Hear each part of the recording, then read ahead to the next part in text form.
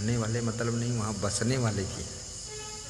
वहीं आश्रम बनेगा आपका अगला 2-4 साल में, और वहाँ पर बिहार से भी नज़दीक हो जाएगा, और ज़्यादा भक्त उधर से ही आते हैं, उधर से, और इधर वालों को इधर नज़दीक हो जाएगा। यहाँ भी 7 दिन सत्संग करेंगे, और वहाँ 17 दिन करेंगे, और मध्य प्रदेश, महाराष्ट्र, गुजरात वालों के लिए उज्जैनम कर देंगे, और राजस्थान वालों के लिए कोटम कर देंगे। ठीक नहीं लगेगा? सब जगह हम पहुँच जाएंगे फटाफट।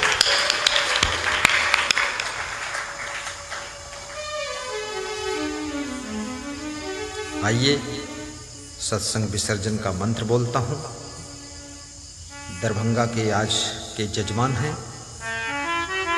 आज के भंडारे में और आज के कार्यक्रम लाइव प्रसारण में श्री अनिल कुमार, कृष्णा देवी, सुनील कुमार, रिंकू देवी, सुधीर यादव, खुशबू देवी, भगई, महुआ, दरभंगा, बिहार रात्रि कार्यक्रम में यजमान बने हैं। श्री किशन देव यादव, रामदेव यादव, एक नाम कपिल देव यादव, पूरे परिवार को व्यासकादी आशीर्वाद देती है। कथा विसर्जन होत है, सुनिए भक्त सुजान, आरती मंगल कीजिए, हरि उर में गुरु ज्ञान। आरती प्रारंभ कीजिए, क्षमा देव का नाम, तपोभूमि में आ गए कितने भक्त तमाम। बोलिए सद्गुरु भगवान की। एक दानी का नाम और सुन लो। उज्जैन भूमि हेतु श्री संजय कुमार गौतम, श्रीमती विनीता देवी, और पति पत्नी प्रेम से रहते थे। लेकिन एक दिन अजामिल बाजार में जाते हैं, वहाँ से सामान खरीद कर लौट कर आ रहे हैं, तो बेश्या के मोहल्ले में निकलते हैं। बेश्याएं बहुत होती थीं। आज के 40 वर्ष पहले, 50 वर्ष पहले, 100 वर्ष पहले बेश्याओं का जखीरा था। बेश्याएं नाचती भी थीं, और साथ में उनका जो आचरण था बहुत भ्रष्ट था, व्यभिचारिणी होती थी। ऐसी स्थिति में उस वेश्या के द्वार पर निकलते हैं। कोई कारणवश मुड़कर रास्ता उधर से निकल गए। वेश्या को देखा, और उस वेश्या के साथ में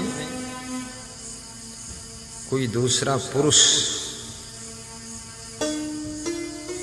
विषय विलास कर रहा था, तो उस क्रियाकलाप को भी देखा,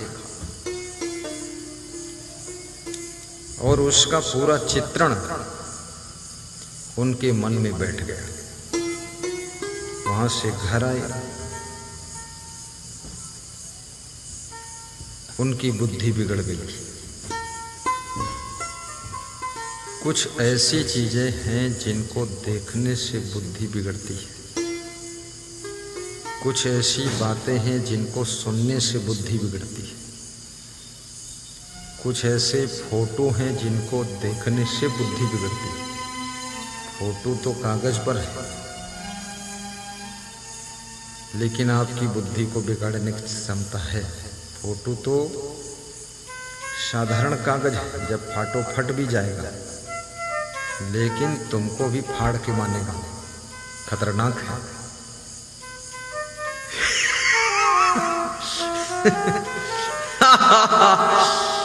कुछ दृश्य ऐसे हैं जिनको देखने से बुद्धि बिगड़ जाती है, मन बिगड़ता है। कुछ लोग ऐसे होते हैं जिनकी संगत करने से आपका मन बिगड़ जाता है।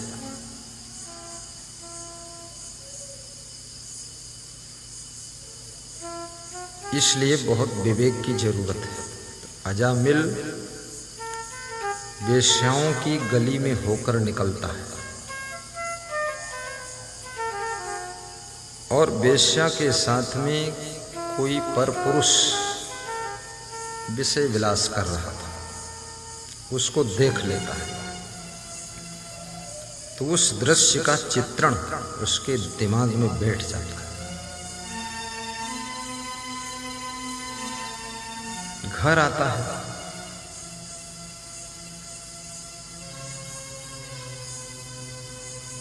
सबसे पहले अपनी पत्नी पर गुस्सा करता है। जो पुरुष पर स्त्री में फंस जाता है वो अपनी पत्नी को बहुत पीटता है। ये पहली पहचान है उसकी। आखिर प्रेम तो सबके पास है और इस पुरुष के पास भी प्रेम है, तो ये प्रेम देता कहाँ है, प्रेम करता किससे है? ये अपनी पत्नी से प्रेम से क्यों नहीं बोलता है? इसको मारता क्यों है, पीटता क्यों है? इसका मतलब ये अपने प्रेम को किसी दूसरे को दे रहा है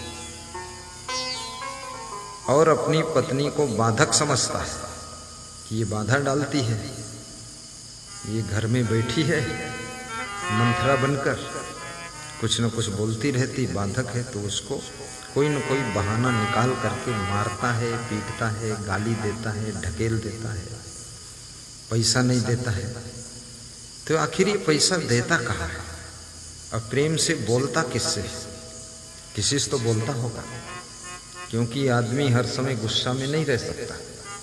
मैंने बहुत क्रोधियों को देखा है, बहुत भयंकर क्रोधी, बिल्कुल सांप, काला सांप जैसे फुफकारता है, ऐसे उनको मैंने देखा है। जब किसी लड़की को देखते हैं तो इतना सीधे सरल, इतनी मुस्कान, इतनी खुशी, तो मैं सोचता हूँ ये आदमी एकदम बदल गया, ऐसा कैसे हो गया?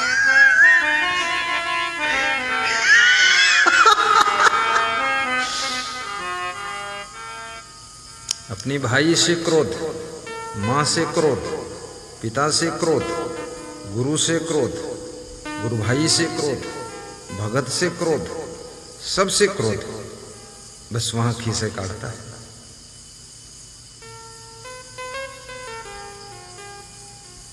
जो स्त्री पर पुरुष में फंस जाती है वो अपने घर में सही भोजन नहीं बनाएगी, काम धाम को नहीं संभालेगी, गुस्सा बहुत करेगी, रोज सिर दर्द बताएगी, पेट में दर्द बताएगी, कमर में दर्द बताएगी, इतनी जगह दर्द बता देगी कि पति खुद ही बेदर्द हो जाएगा। अब दर्द तो कोई दूसरी है, अब बता रही तीसरी दर्द, झूठ बोलती है। और जो पुरुष किसी पर स्त्री में नहीं फंसता है और जो नारी किसी पर पुरुष में नहीं फंसती, वो पति पत्नी आपस में बहुत प्रेम से रहते हैं, भाव से रहते हैं। जिस शिष्य में कोई इस प्रकार के अवगुण नहीं होंगे, काम, क्रोध, लोभ, मोह, ईर्ष्या, द्वेष, गुरु से बहुत प्रेम करेगा, उसको गुरु प्रिय लगेगा। जिसके अंदर ये सब काम वासना उथल पुथल कर रही है तो उसको भयंकर क्रोध आएगा। क्रोध फ्री में नहीं आता है, काम वासना की अधिकता के कारण, आपके कामातुर स्थिति में बाधा पड़ने के कारण क्रोध पैदा होता है। आपकी कामनाओं में जब बाधा पड़ती है तो क्रोध पैदा होता है। इसलिए आप बोलते हैं कभी कभी कि ये हमारा बच्चा जो है ये बहुत सीधा था पहले, अरे इतना बिल्कुल देवता, और जब से ये 12वीं पास करी से, जब से ये कॉलेज में जाने लगा, इसको न जाने क्या हो गया है, पढ़ने में भी मन नहीं लगता है, गुस्सा भी बहुत करता है, सबसे लड़ता रहता है। अब उसको बीमारी वासना की सता रही है। इसलिए वो ऐसा उपद्रव मचा रहा है। ध्याय तो विषयान पुंसा संगतेश बजायते संगात संजायते कामा कामात क्रोधो विजायते क्रोधाद भव सम्मोहा सम्मोहात स्मृति विभ्रमा स्मृति भ्रंसाद बुद्धिनाशो बुद्धिनाशात प्रणश्यति। जो मनुष्य निरंतर विषयों का ध्यान करता है, विषयों के बारे में सोचता रहता है, भोगों के बारे में सोचता रहता है, तो विषयों के प्रति उसके मन में आसक्ति पैदा हो जाती है, चिपकाव पैदा होता है, खिंचाव पैदा होता है, किल्गिंग पैदा होती है।